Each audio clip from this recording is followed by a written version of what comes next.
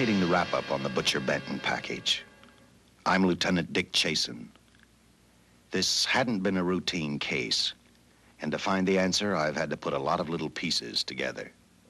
It began on the day most cases can be called closed. It was the day before the butcher was to be executed. He was visited by his attorney, Paul Lowe, in the death house. It was at this first meeting the Butcher Benton case took its first switch. Well, that's it, Butcher. The evidence against you was so strong, the government turned down your appeal. You're a rotten liar, Lowe. You started railroading me from the beginning of the trial. And now you're still trying to throw me curves. Look, I don't blame you for being edgy, but get this straight. I didn't double-cross you. I never worked harder for a client. You mean you never worked harder for a client to get him sentenced? You were a fool, Butcher. If you hadn't tried to double-cross Squeamy Ellis and Joe Marcelli, they wouldn't have turned state's evidence against you. But you had to get greedy. You wanted to keep the whole $600,000 for yourself.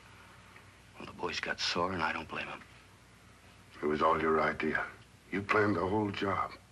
You hired us. When you found out I'd staged the money, you decided it was time for me to die. You got those two crumbs to turn state's evidence on me. You stinking rotten mouthpiece. We both know that isn't true, Butcher. Now, look, what's the sense in not giving me the money? It's not gonna do you any good. Well, I'll have the satisfaction of knowing that none of you three crumbs are gonna spend it. What about Eva? Don't you owe her something? You tell me where the money is, I'll see that she gets your share. I've got a different idea. I'm gonna kill you and Squeamy and Joe. Then I'll take care of Eva myself. You thick-headed ape, you're gonna die tomorrow. Remember what I said. I'm gonna get you, all three of you. Even for you, Butcher, that'd be quite a trick. So long, dead man. Remember what I said. I'm gonna kill you, all three of you.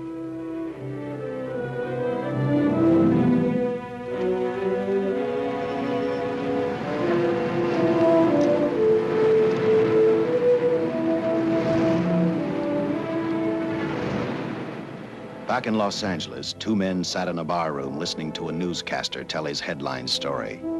He played up big the butcher's threat to kill Paul Lowe, Squeamy Ellis, and Joe Marcelli for their having turned state's evidence against him. Squeamy Ellis didn't seem happy over the butcher's threat. Neither did Joe Marcelli. But they had figured, once a dead man, always a dead man. But this was one time everyone was in for a surprise, including the entire police department.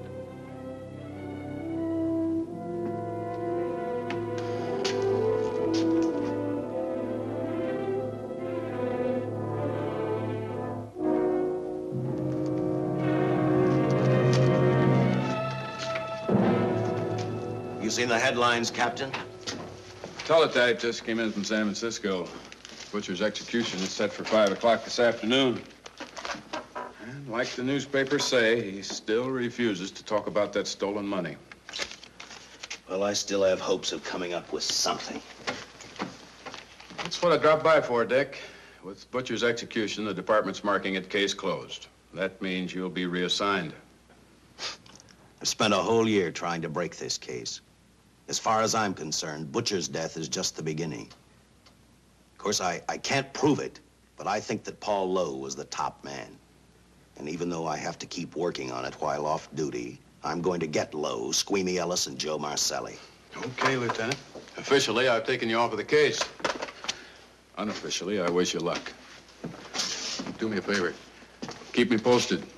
Will do. Thanks, John. I headed for Eva Martin. She worked in a local burlesque house. I'm a cop, and my job is to ask questions and get answers. So I decided I might as well start again with her.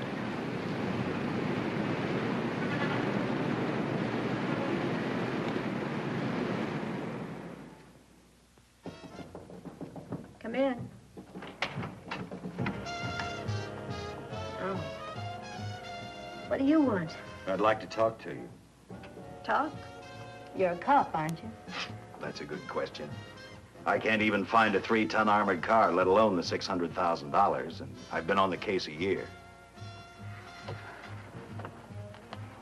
I've told you, and I've told you, and I've told you. I don't know anything about the money. I never did. Benton's gonna be dead in a little while. I thought it might make a difference. I never knew anything about the money. Call me dumb. I didn't even know Charles was in the rackets until the trial. Now, take it easy, kid. You're on, Eva.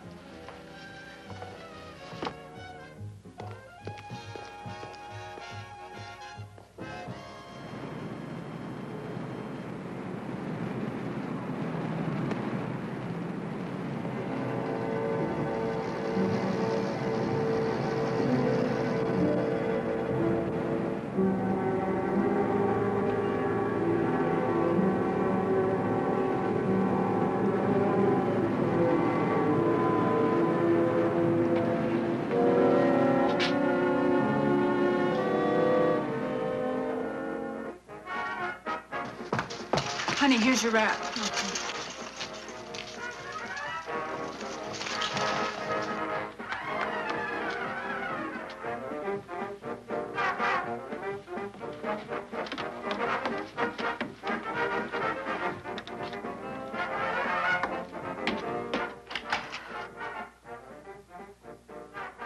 A few moments ago, Butcher Benton, without revealing the whereabouts of the $600,000 stolen in the armored car holdup, paid for his crimes against society in the gas chamber at San Quentin. Now for a look at the international scene. Today... Come on, baby. Don't waste tears on Benton. I feel so badly about Charles. If I'd known, maybe I could have done something. How about a drink? We could both use one. An artist can't drink while she's working, Paul. Boy, see.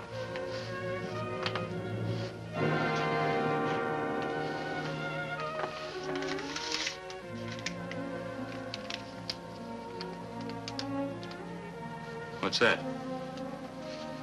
Well, now what's the matter? It's a message from Charles. He told me to open it if he died. Finale, Eva. All right.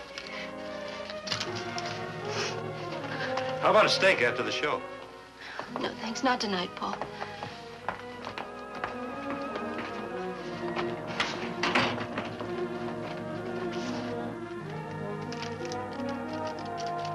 I didn't find out until much later, but Paul Lowe, in opening the letter the butcher had given Eva, found a map outlining a section of the city sewer system. And clearly identified was the spot where the butcher had hidden the stolen payroll. He replaced it with a $50 bill.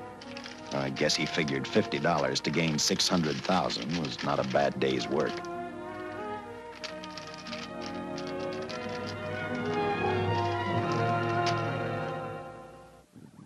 And a few hundred miles away in San Francisco, the case took another switch, which turned the next 72 hours into one long, hideous nightmare. Dr. Bradshaw, a distinguished biochemist, was making preparations for a final experiment which he hoped would lead the way to a cure for cancer.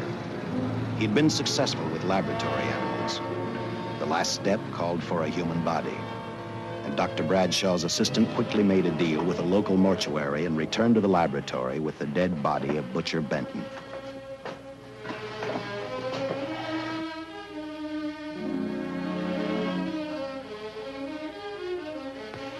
You made good time. Well, I didn't waste any. Any trouble? No, I just handed the money over and moved the body into your station wagon. That was that. Good. Get a syringe.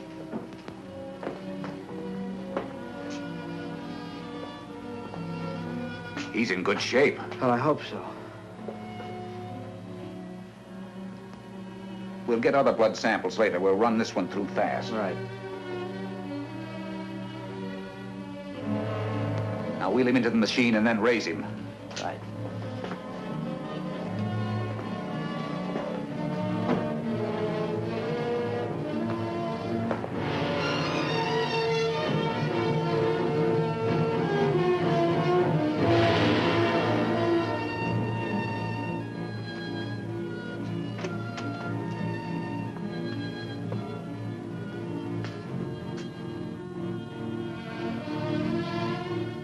Ready?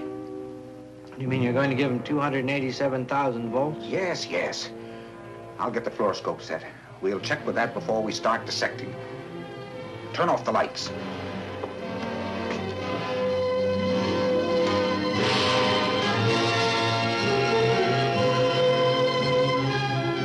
There you are, old boy. If you respond properly and my theory is sound, you'll be more famous dead than alive. Throw the switch.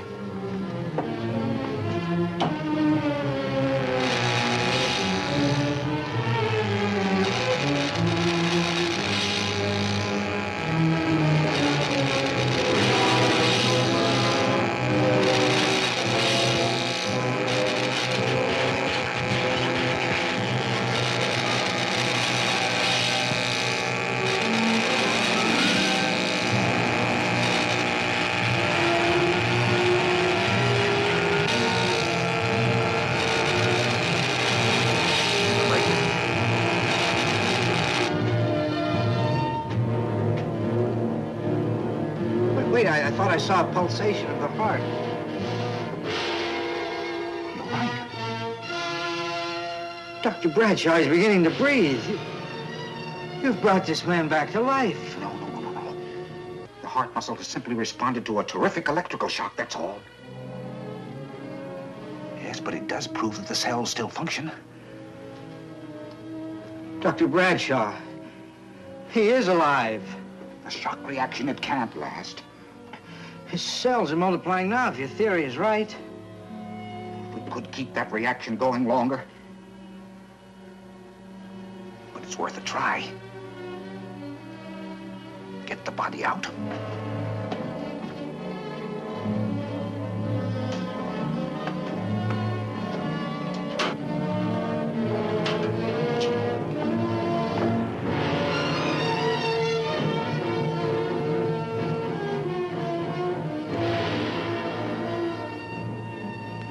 Get some adrenaline from the supply room. Some amyl nitrite, too. Hurry, hurry.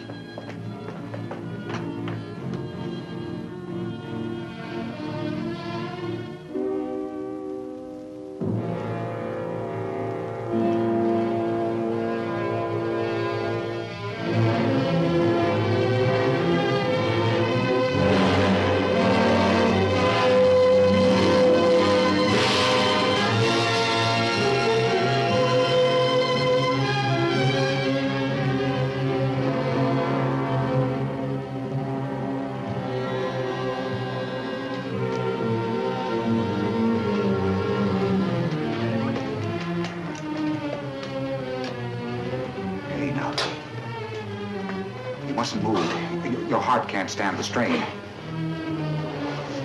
Now, you must lie still. Please, please. Easy now. Easy. Easy. You must lie. Easy, please.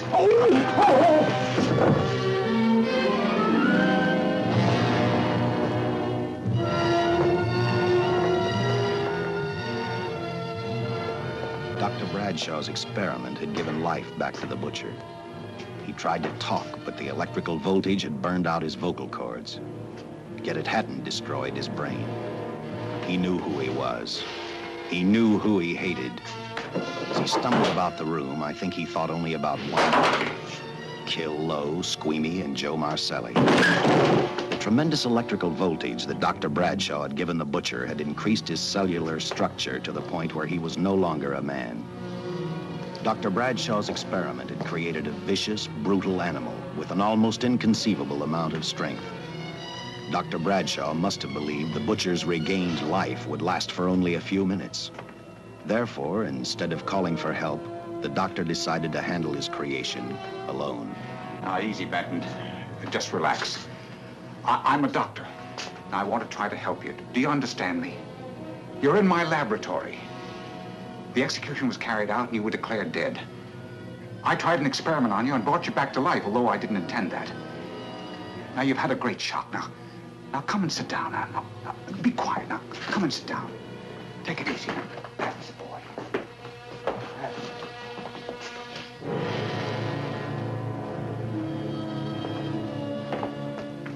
Careful. His reactions are violent. How do you explain this? Each cell must have multiplied 100 times, perhaps thousands. His strength is unbelievable.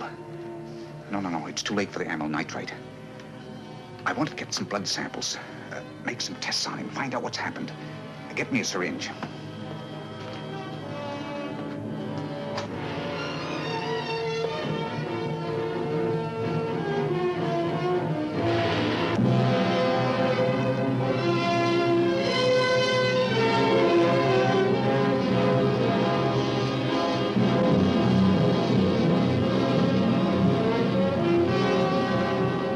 Why won't the needle penetrate the skin? Tissue must be nearly a solid mass of cells. How are we going to get the blood sample? Surgically, perhaps.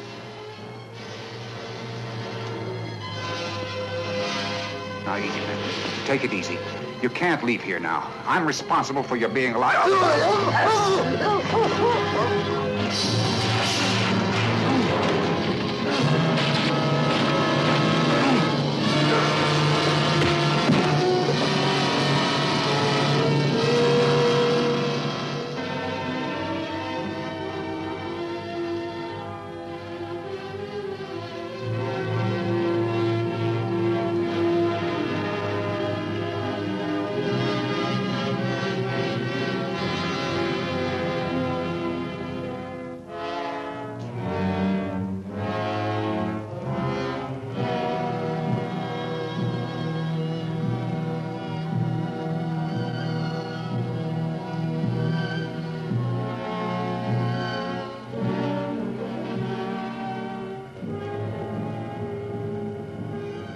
Towards the end of this case, Captain Lauder and I found out the doctor and his assistant had been murdered. But I'm getting ahead of my story. The butcher didn't know how he had been brought back from the dead, and he didn't care. All he knew, he was alive. Then this monster-made man started thinking about Los Angeles.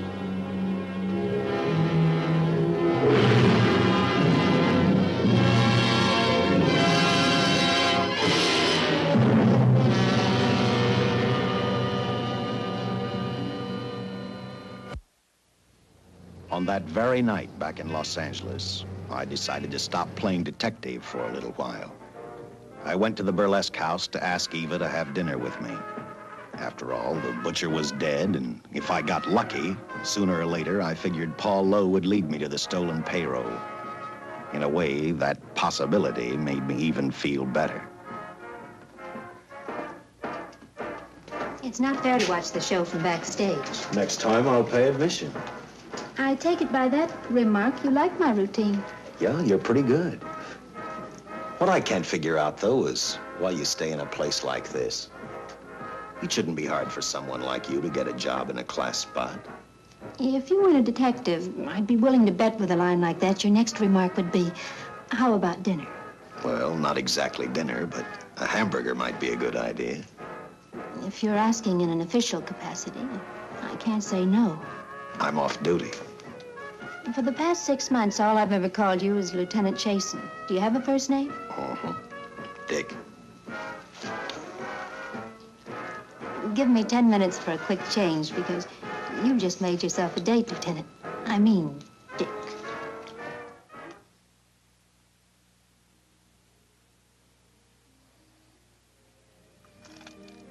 You know something, Dick? I haven't had hamburger in the front seat of an automobile with a guy in a lot of years. Well, from now on, we'll do it more often. It's funny. I always figured a policeman wasn't really a human being. I mean, unless he was arresting someone or trying to solve a case, he was unhappy. Shows you how wrong you are. In fact, everyone on the force gets fed up occasionally with the job they do.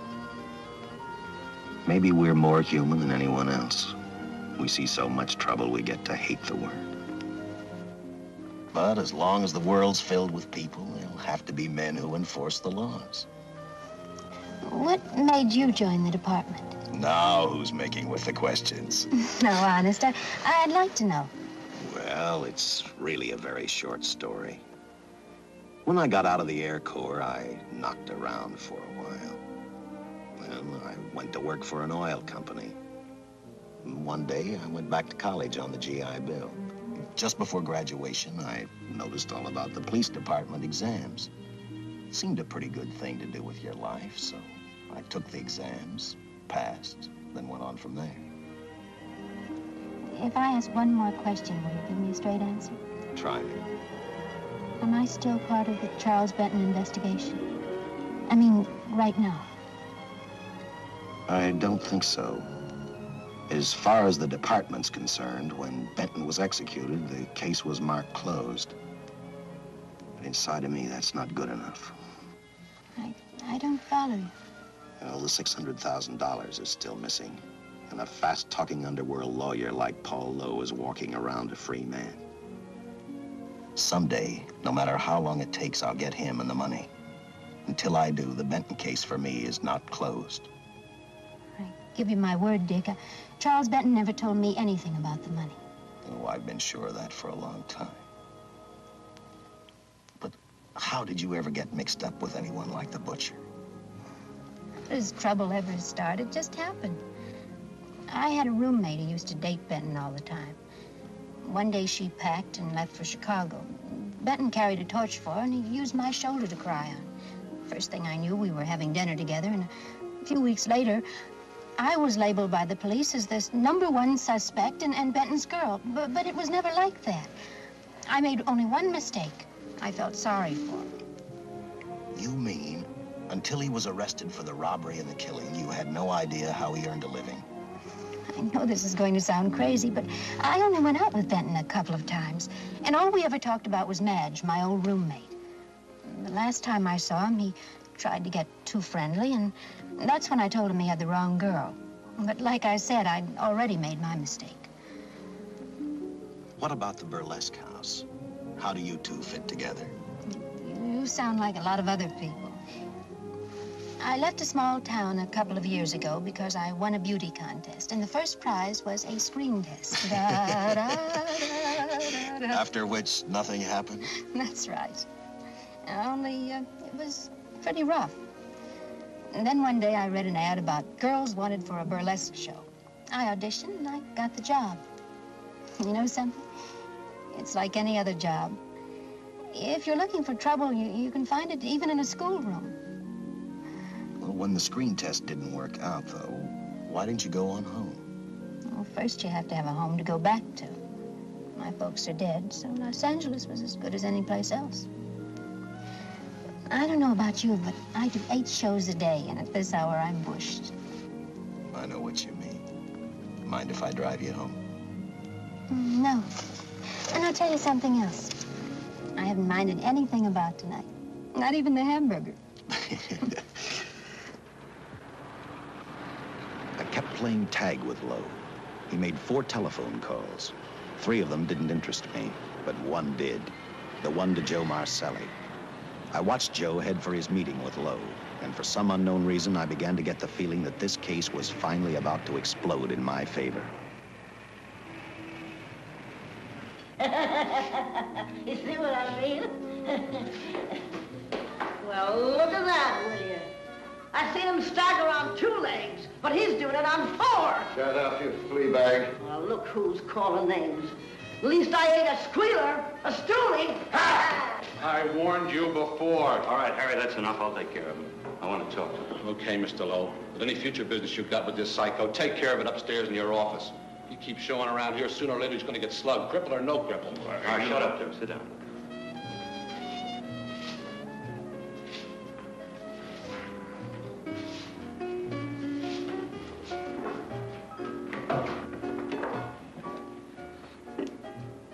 I need a shot, bad.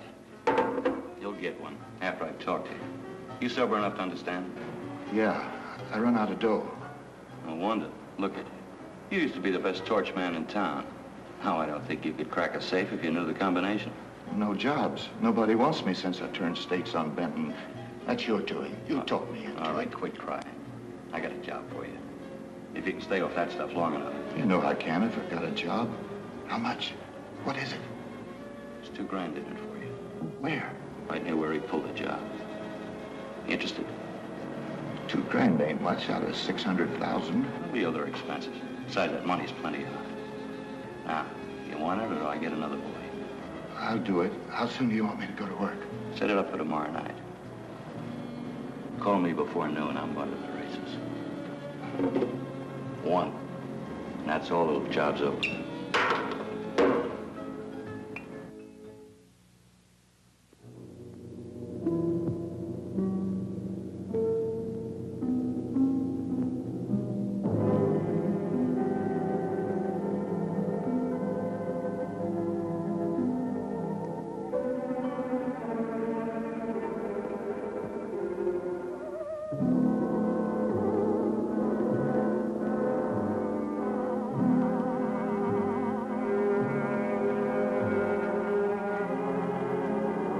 Butcher was walking slowly toward Los Angeles. He'd traveled through wooded hills to prevent being seen by anyone. Finally, he came to a quiet road. He stopped to get his bearings. And then he saw her. He saw something else. An automobile. For the butcher, that rang a bell. With a car, he knew by the next afternoon he'd be in Los Angeles in plenty of time to catch up with the 3 men who had double-crossed him.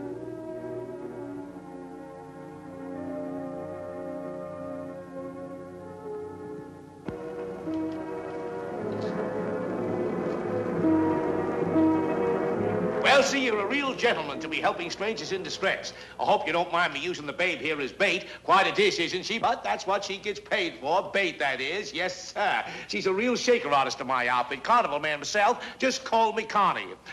Yeah.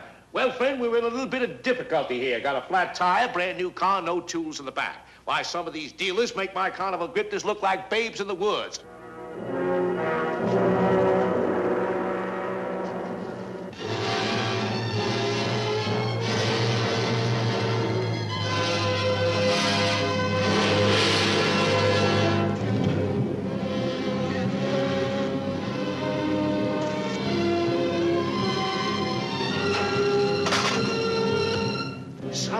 Holy. Say, who you with, friend? Let it down. Let it down. No matter who you with, friend, believe me, I can do better for both of us. I'll make a fortune for the both of us. Oh!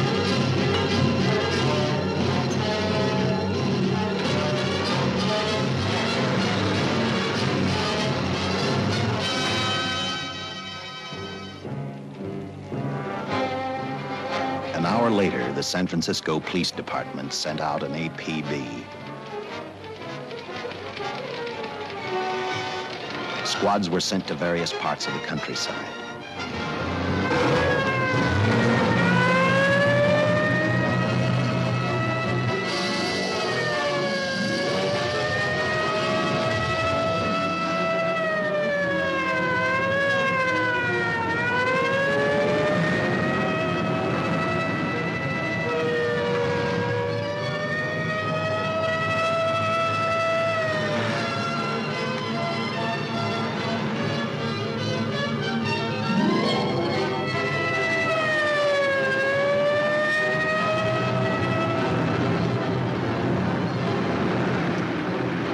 Roadblocks were thrown up to catch the cold-blooded killer the hysterical girl had described. Each squad kept reporting back to Central Headquarters, and each of their stories was the same. So far, none of them had spotted the car the killer was driving. Orders were given to shoot to kill, because from the girls' further accounts, they realized they were dealing with a maniac.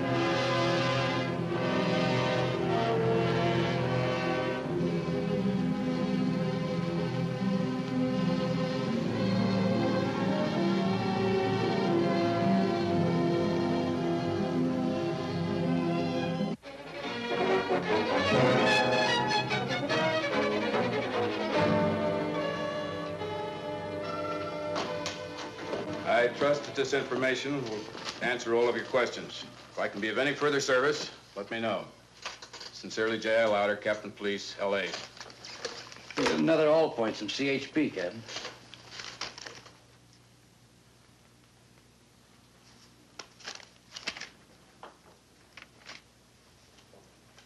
These reports sound like they come from a bunch of loonies. You sure do. There it is. Sergeant. Yeah. I want Lieutenant Chasen to look these over as soon as he comes in. All right, Captain. The next morning, I read the stories of the brutal murder of the 2 police officers. I also read the witness's statement about the bullets having no effect upon the killer. I felt sorry for the witness, and I thought about how easily a person's mind can become confused when suddenly they receive a brutal shock. I didn't believe a man existed who could not be stopped by a slug from a .45. Good morning, Captain. You and the rest of the force are going on 24-hour duty. Seen the headlines? You mean this guy that's running amok up north? Yeah, the latest report, he's killed 2 police officers. Made a getaway in a green coupe heading south. I've got a hunch this killer's gonna be our baby. He could be in town right now. Yeah. You better get started, Lieutenant. Okay. Any new leads on that holdup money? I think the girl can probably be counted out. If any of the others are wise, they're keeping mighty quiet. Let it ride for now. The whole force is going to be on the spot until we catch this killer. Newspapers will have a field day.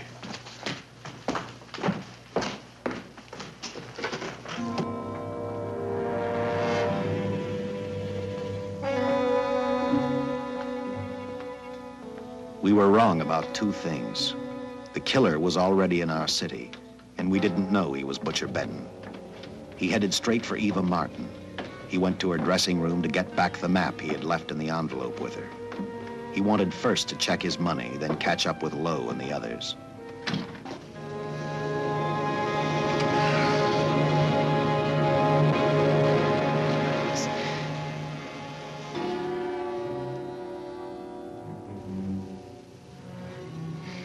Can't be. But you do look like him. Only different somehow.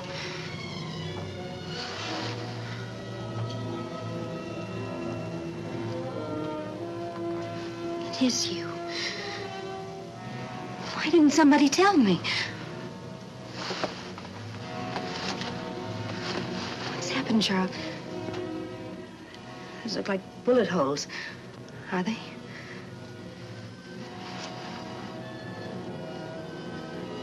There isn't even a mark.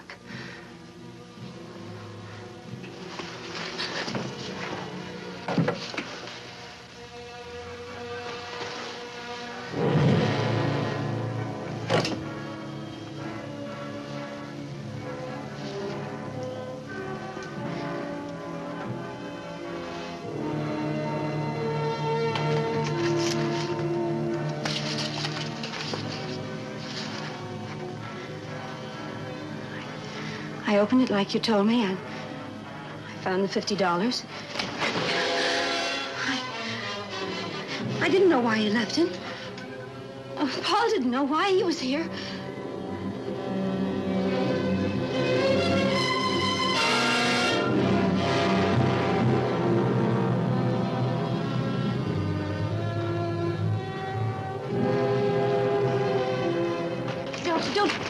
Don't get crazy. The name of Paul triggered his hate. He left her dressing room and started for Squeamy Ellis and Joe Marcelli's place. Because he knew, with them out of the way, Paul Lowe couldn't open the strong box where the money was hidden. He thought of Squeamy and Joe first. He was saving Paul Lowe for last.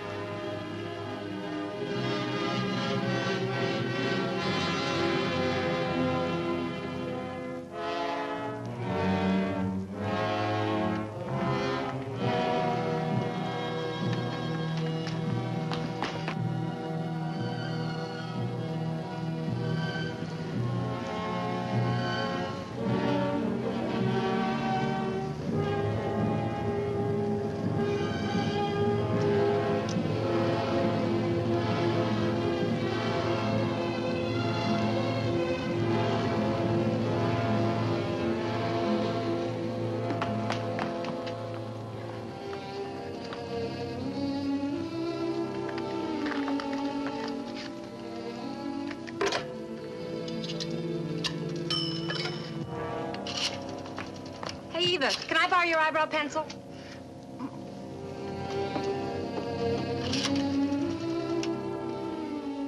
Operator, get me police headquarters. Lieutenant Chasen, please. When do you expect him? Well, tell him Charles Benton is alive, and even bullets can't stop him. I'm not crazy. Just say a friend of Charles. He'll know.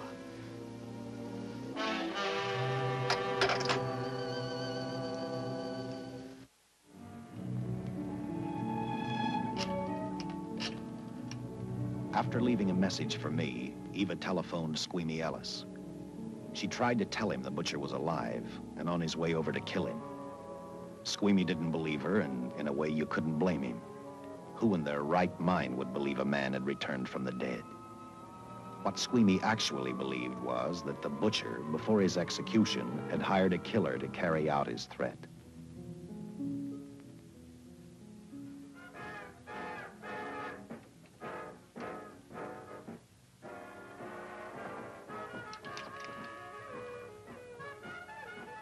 You sick? What? You don't look so good to me. 10 minutes, Eva. All right. Say, Eva, I could take over the matinee trick for you. What?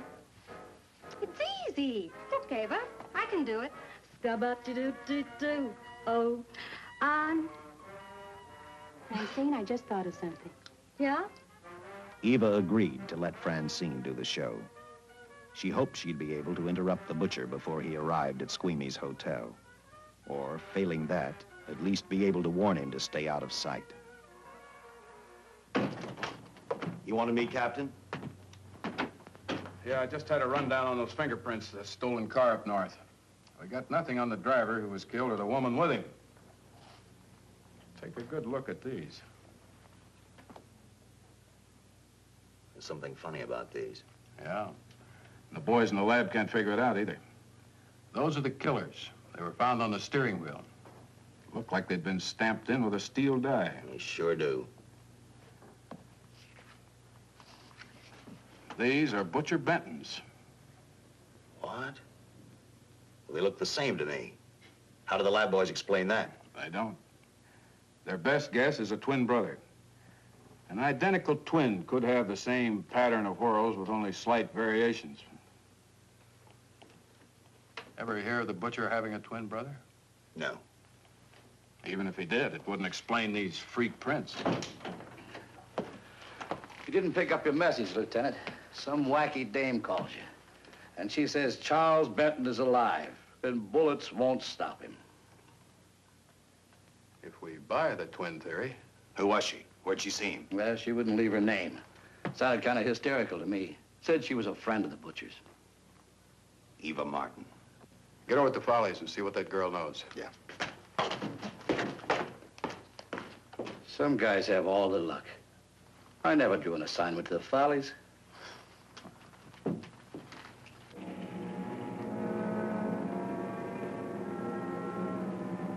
Meanwhile, the butcher headed for Squeamy's hotel. He didn't seem to be in any particular hurry. Actually, he seemed like any normal person, on his way to work or on his way home.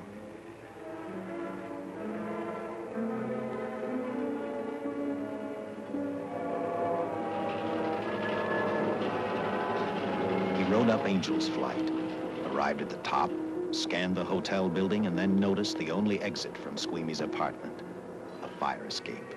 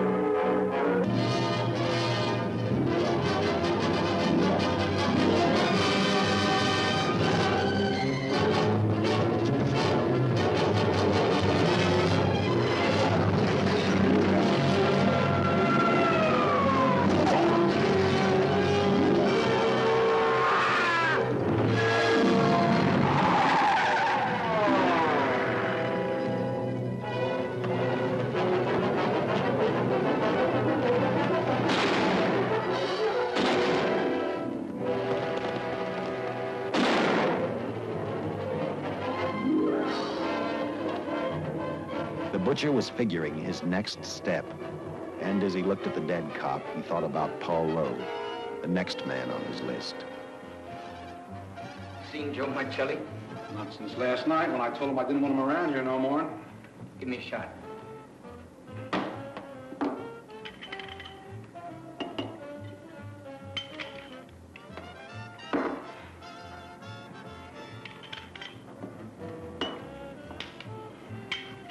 Look, I need help. Just found out that Benton's hired a killer to get me. He's after Joe, too. Well, then drink up and get out. I don't want no trouble around my place. You're a real pal. Drink up and get out, I said.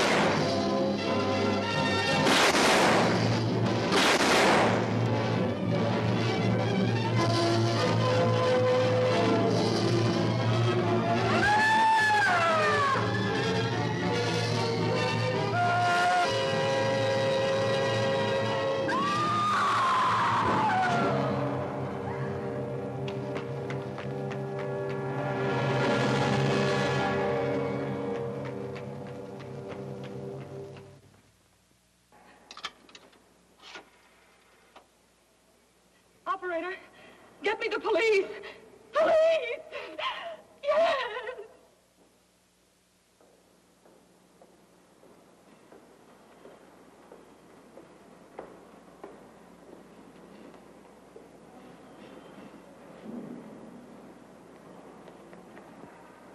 What's happened? A guy named Squeamy got thrown from the 5th floor. He's deader than a mackerel. Customer of mine. You mean Squeamy Ellis? Yeah, that's it. Just Squeamy. No one else was killed. Ain't one enough?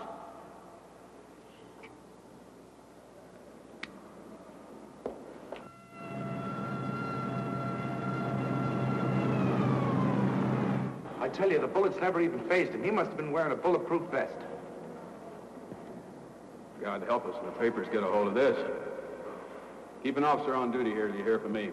We'll get a stakeout on Joe Marcelli. I'd like to talk to Joe. Lauder, I'm going to call San Quentin. Suppose Benton is alive. Every available man's been put on the case now. Yes, sir. All right. All right. Anything new? Report on Dr. Bradshaw, owner of the station wagon. The San Francisco police located his laboratory in the basement of an electrical power receiving station. Bradshaw, what's he know? He's dead. And another man, too, his assistant. The lab is a shambles. But now we're getting some action from San Francisco. Benton's body never arrived at the mortuary where it was supposed to go.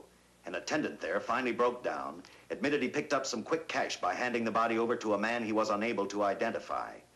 The man was driving a station wagon. Blast it, man. The chief's on my neck, and the commissioners are on his, and the mayor's on theirs. Now, am I supposed to tell them that our killer is a dead man? They found a notebook in Bradshaw's lab. It ties his experiments in with a Professor Dwiggins at Caltech. I hope to hear from Dwiggins soon.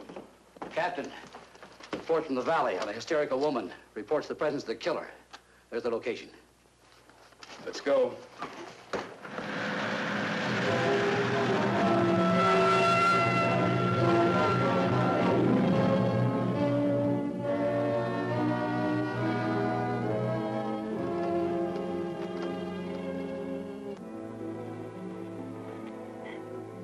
You and your boyfriend had a little fight, and he got out of the car to take a walk. You noticed that he walked down toward the sump area in the direction where you'd seen those lights a short while before. What happened then, miss? Please try to tell us. Well, I just sat there a few minutes, I guess. I was pretty mad. Then there was a loud crash, like heavy metal, sort of, from down here. I got out of the car to get a better look. I heard Jimmy cry out something. I couldn't make out the words. Then down here, in a patch of light, was Jimmy. And coming toward him was this man. Big man. Lifted Jimmy up over his head like he didn't weigh a thing. Jimmy screamed. Just once, before he broke Jimmy's back. I heard it snap, not far away.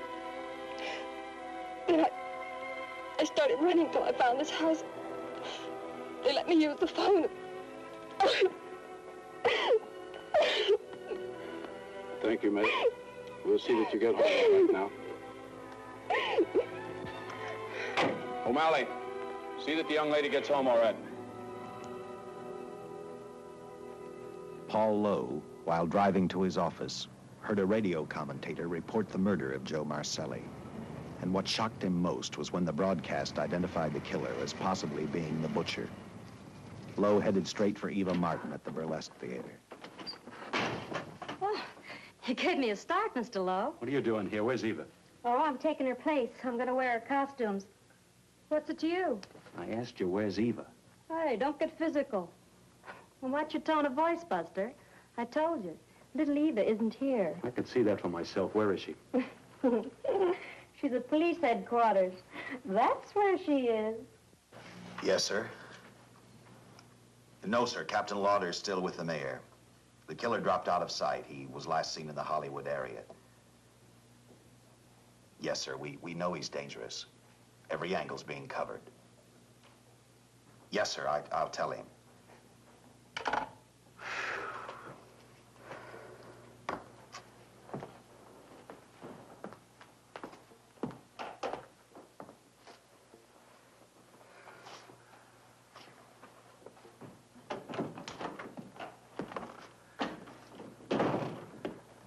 Here, see how these fit. Low heels. I'm sorry. It's the best our wardrobe department can afford. Any idea how soon the captain will be back? Now, look, I'm going to see the captain. I'll have to wait here all night. Paul. Paul, Charles killed Squeamy and Joe. Joe, too? Benton? He's alive. I saw him, but nobody will believe me. I'm checking it. My guess is whoever killed them is on the trail of the money, Lowe. Now, maybe you better start talking if you know anything about it. I don't know anything. Did the butcher have a brother? No, no brother. It was Charles. I saw the tattoo on his arm. Look, I demand police protection. Where's the money, Lowe? You heard me. I demand protection. I know my rights. We put stakeouts on your office and home. Well, that's not enough. It's enough as far as we're concerned.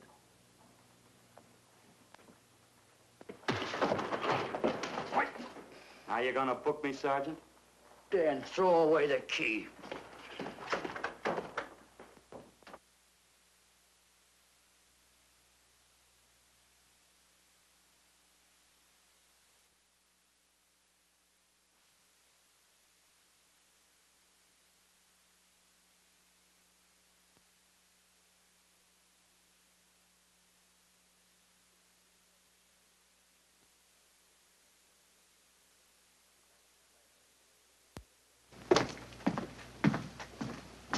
Thank you. Come up with anything yet, Dick? Oh, we've checked every hotel, motel, and rooming house in town. We've run a cross-check on every hangout Butcher ever used. Net results, blank. This is incredible. We not only discover a dead man turned killer, but it's beginning to look like he plays ghosts, too. He's somewhere in this city, and if we have to take it apart brick by brick, we've got to get him. I may be way off, but I think Paul Lowe could tell us a lot. Maybe, but it's a cinch he's not going to. Well, suppose he had no alternative. You better grab some coffee. Your mind's beginning to play tricks on you. No, now, wait a minute. When Lowe came to us for police protection, it was because he was scared stiff the Butcher would add him to the list of Squeamy Ellis and Joe Marcelli. Go on. It figures, too. When he slugged the sergeant, he knew we'd book him right away. Oh, this Lowe's a pretty cute character. But we can play the same game. You mean we'll threaten to release him? Well, not exactly. You tell him you realize that he was excited, that throwing the punch was accidental. Tell him we're not going to make a charge, that he's completely released. Lieutenant, you know we can't do that. Lowell made his first mistake when he hit the sergeant, and that'll get him a year. As far as the department's concerned, at least it's a small victory. If my hunch is right, Lowe won't want to be on the streets with the Butcher looking for him. And he may talk, and talk a lot. Enough maybe for us to get rid of him permanently. Even lead us to the Butcher. If he's frightened enough, that might work. But if it doesn't... No, Dick, I'm not going to release him. I want him out of my way so bad I can taste it, but not bad enough to be responsible for getting him killed. The good thing about that, Captain, is the fact we know it, but Lowe doesn't. Let's give it a try. All right, Lowe. Come on out. I think you'll find everything in there. You're free to go, Mr. Lowell. Wait a minute. Who do you think you're kidding? You arrested me for assaulting an officer. Court, I'll plead guilty. With luck, I might get off with 6 months. For a lawyer, you're forgetting a very important point. If no charge is made, there's no trial. It was a tough day for everyone. We figured your nerves were on edge, and when you threw the punch, you didn't know what you were doing. I've squared everything with the sergeant. It's all over, all forgotten. Yeah? Why'd you bring a stenographer? Simply because I wanted a record of our conversation at the time of your release. Okay, Lowell, let's go. Oh, wait a minute. Once out on those streets and I'm a dead man. You let me go, you'll be responsible for murder. Oh, come off it, Lowe. You're imagining things. You know the Butcher threatened to kill me. You set me free, he'll do it. Well, that's just a risk we'll have to take. But the way I look at it, Mr. Lowell, you'll be okay. Look, Captain, I'll make a deal with you. You keep me here, and I'll tell you how to recover the money. Maybe even catch the Butcher. No deals, Lowell. You'd probably tell us anything just to stall for time. Come on, let's get out of here. Now, wait a minute. All right. I'll tell you the truth. Start taking this down. I, Paul Lowe, hired Butcher Benton, Squeamy Ellis, and Joe Marcelli to pull off the armored car holdup. And then Lowe continued with his confession. He told us about finding the map. He showed us the exact location of where the Butcher had hidden the stolen payroll. And he gave us a most important answer. The explanation as to how the Butcher was able to elude detection. His means of escape was the sewer system beneath our city.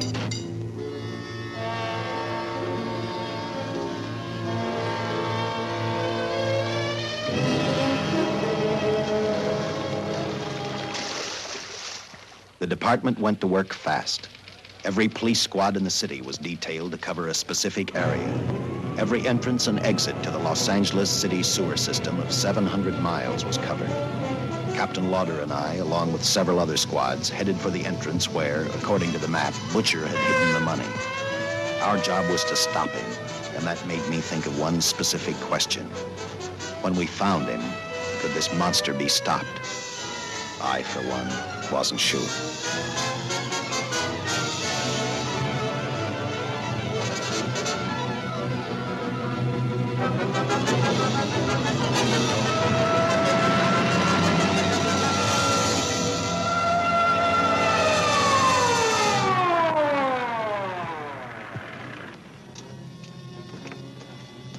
Everything all set, Lieutenant? City engineers mapped out each possible exit. A squad of officers are spotted at every point. If the Butcher can be caught, now's the time. Well, after I talked to Caltech, I called on the fire department for a little help. The professors thought a flamethrower might stop him. Flamethrower? I suppose their boys have had a chance to join our squads by now. I see we have one with us here. Have you thought about what'll happen if this doesn't work? No.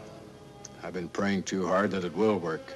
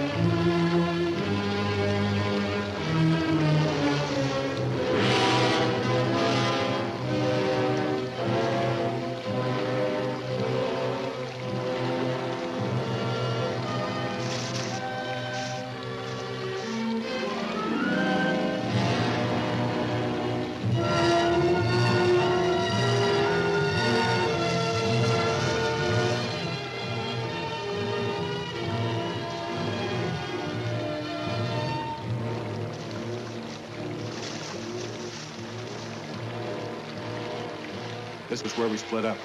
I'll go straight ahead.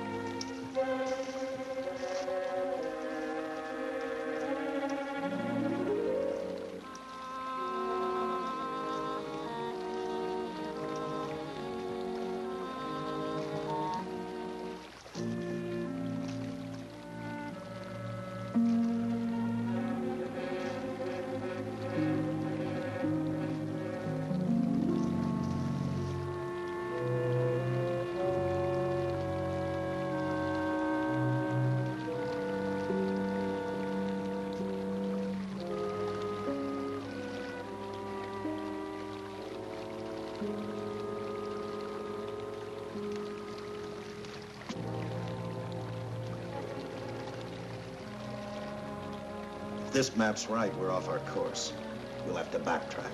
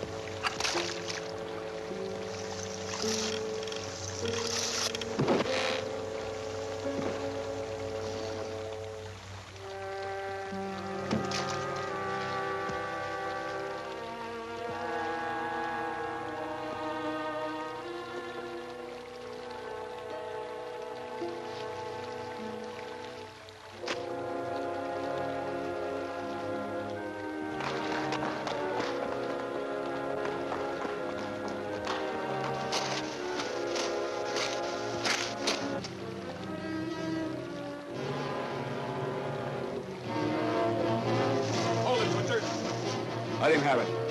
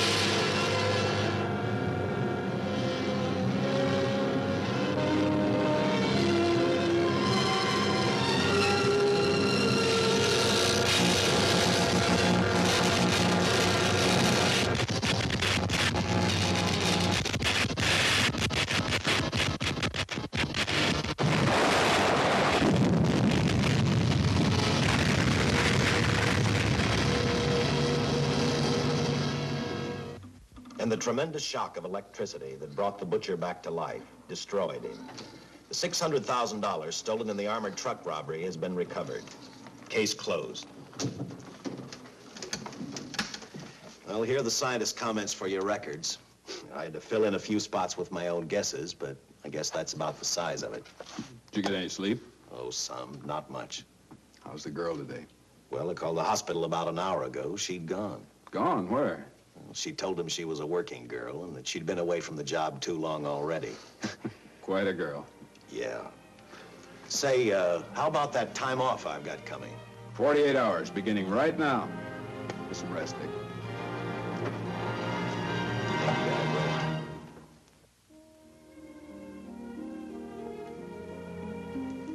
know something, Dick? The past 72 hours seem like a bad dream. That rest in the hospital today really gave me a new lease on life. Now that it's over, I can't believe it actually happened. The important thing is to remember it is all over. I suppose you'll be assigned to another case. I'll have to give up hamburgers in the front seat of the car for steaks in a restaurant. No, I've thought about that. In fact, I decided to do something about it. I started by talking the captain into a short holiday, and just about an hour ago, I got you fired. What? What did you do that for? I figured that being my wife would take up all of your time. Even if I wanted to say no, I couldn't. You're not supposed to say no to a detective. I figured that, too.